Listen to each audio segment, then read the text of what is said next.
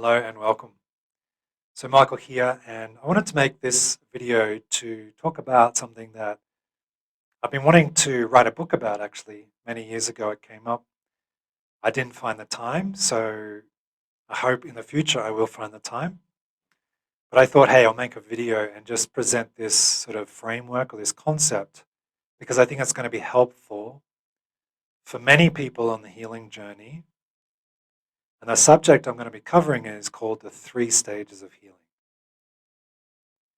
Now, this framework kind of came out my last 20 years of study, practice, my own life, my own practice, but also, studying a lot of yogi masters, qigong masters, enlightened beings, and studying their lives, and sort of I saw a common pattern or a common theme that kind of ran through their lives.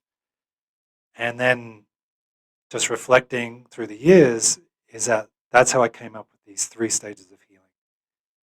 And my hope is that if you're aware of these 3 stages, you'll be able to pick out where you're at and what to do to transform to the next stage, and also what to expect so that you're not kind of left more confused, which is one of the stages I'll talk about. Is actually there's a state where it's very confusing. So I want to clarify that so you don't get so burdened by that experience. So the 3 stages, what are they? The first stage is what I call the letting go stage. And this is probably where most people are at, from reflection, from working with lots of people.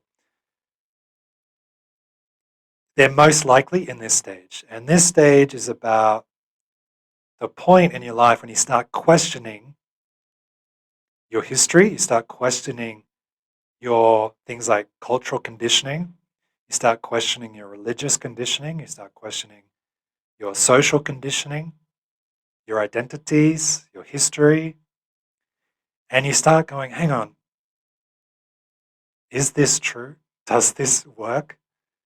And you start reevaluating or reframing with intelligence that, hey, maybe I'm not this identity.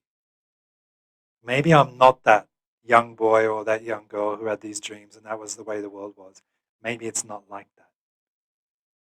And maybe that's not helping me, right? So often people move towards a spiritual path because they suffer.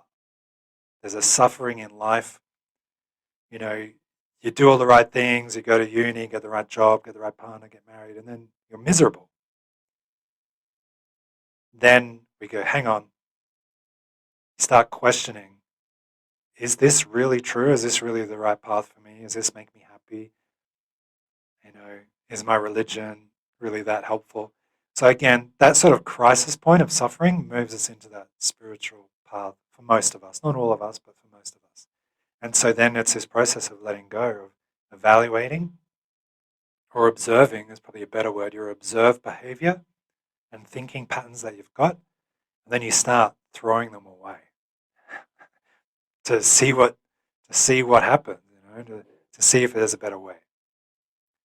So there's many ways that we can do this throwing away pattern or this throwing away process. Yoga is probably the most well known.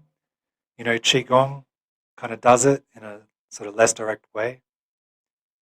The psychological sciences kind of do it, but one flaw with the psychological sciences is that they don't really acknowledge the spiritual essence. They don't really study spiritual essenceness, right? So they're mainly talking from the level of mind, body, perception. So there's kind of a missing chink. And that's kind of where religion fits in, but then religion's not always the greatest place to go either. So there's kind of this mysterious space, and then the New Age kind of comes in there and starts filling that in, the New Age spirituality space. And so most people are in this space. They're learning new things about themselves. They're throwing out old ways. They're finding better ways to think. They're throwing away cultural conditioning. They're throwing away religion and all these things. So it's kind of an exciting time, actually. The first stage is exciting because it feels new. It feels exciting. There's lots of new events, there's lots of new kinds of people, there's lots of new phenomena to learn. So it's all very exciting, and it kind of opens your mind a lot. Right? So that's the first stage. The second stage is what I call withdrawing. So this stage is actually comes from from the last stage, you kind of get to this point. It's kind of like a tipping point when you have released enough, you've let go enough, and you've tried enough things that you start realizing that I need to stop learning new things. I need to pull back a bit so that I can have some space and let it all settle down a bit, right? So you've gathered all this new knowledge, and so you need some time to stop putting more input in and just to get quiet. Okay, so get quiet. Then the person usually withdraws from society at this point. It can be, usually it's a few years, and they find it difficult to go back into society during this stage. It's very difficult because all the things that you liked and disliked before no longer apply. All the things that used to give you joy before don't seem to give you the same joy. And so you start getting really disorientated and confused about what is the path now. What is true, what is not true.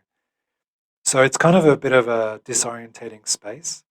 And so in this time, it's about getting quiet, reducing the input. So not learning so many new things. It's a sort of about throwing that stuff out even. Throwing out all those new concepts and new ideas and getting quieter and quieter. And you'll find that you start enjoying very simple things.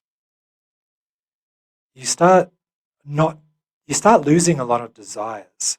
So in the previous life, there's a lot of desire, there's a lot of excitement, there's a lot of goals, but these start falling away in the second stage. And you even may get sort of gloomy or depressed if you keep referencing the past. So that's the trap in the second stage, is that there's a referencing of the past. And I used to be so happy when I was learning all this stuff, and now I feel depressed, and I feel like I've gone backwards. That's a big one. You feel like you've gone backwards. But that is only occurring when you're comparing your now state to another state or to another person who seems to be happy. So know that this is actually a good part of the process. You don't bother about comparing. Know that you're in this quieter stage is actually good for you. And it's pulling away the desires. You're losing desires. You're losing all that excitement. But what tends to happen underneath is sort of like a constant state of peacefulness, a constant state of joy that starts to come in, but it's very subtle and underneath.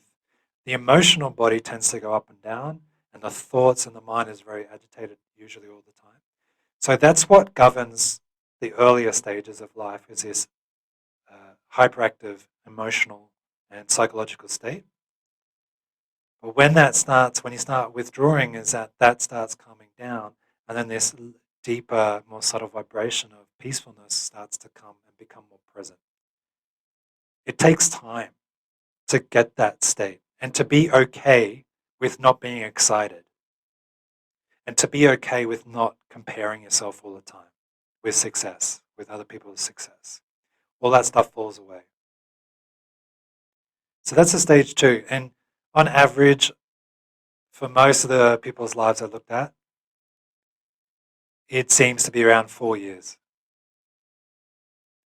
And then the last stage is fully realized or fully healed. The last stage is basically when there's no more reference to the past. The identity with who you were before does not register. You can still remember events, you can still remember your history, but you don't talk about it really, you don't reference it, there's no emotional charge in it like there used to be. It happened, but it doesn't hold you anymore. It kind of feels like a distant memory or a distant movie. It almost feels like a different person's life. So there's really no referencing the past. Just, it doesn't really interest you. There's no benefit from it, because you're in this state now, whereas constantly you're in this state of constant ease, peacefulness, and your only intention is to somehow serve others, serve the world. And so you move from being a recluse, you move back into the world in service, in this new way, in this new identity or this new person. So you'll probably still have a personality, but you don't have all the old baggage. You don't have the referencing from the past. So the personality is still there, and the only intent is to serve. These people are not shaken easily by others. They're not shaken by triviality. They're not interested in triviality. And so they exist at a very sort of calm, peaceful, and there's a constant state of calm and peace with these people. And their only intent is to serve. And the service comes from, usually it's from when you're a recluse, is that you get pulled, drawn back into society to serve. Because in the recluse stage, you become clear, you become empty. And then from that emptiness, you're drawn forward into service. And that's the 3 stages. And now that last stage is very, very rare. Like less than 1% of the population would be there. It's a level of saintlyhood and amazing human beings. So that's the 3 stages. The first one is letting go, learning to let go of conditioning. Second one is withdraw, learning to find peace and calm and not being scared of that and not being shaken by that. And then the third stage is being drawn back into society in the order of service with no real reference to the history of the self, with the small s. So that's it. Hopefully it's helpful. If you've got any questions, let me know. Be sure to subscribe, and I'll see you in the next video.